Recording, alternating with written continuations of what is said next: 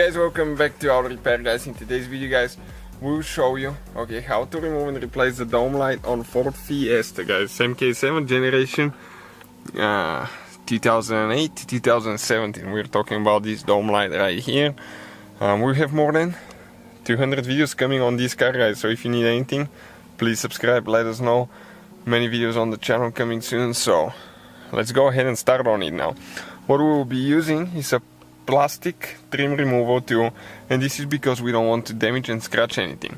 Now let me explain you quick. Right here now on the back side you have two clips. If you don't remove it the correct way, you will break it. So when you get right here, right in the center of this light, that's where the clip is, you can see. And there is one more clip, over here. Check it out now.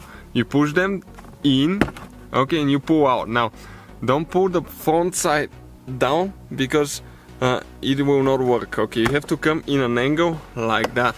Check out on the phone, it has two lights there. Now you need to disconnect the wire by pressing down and pulling out.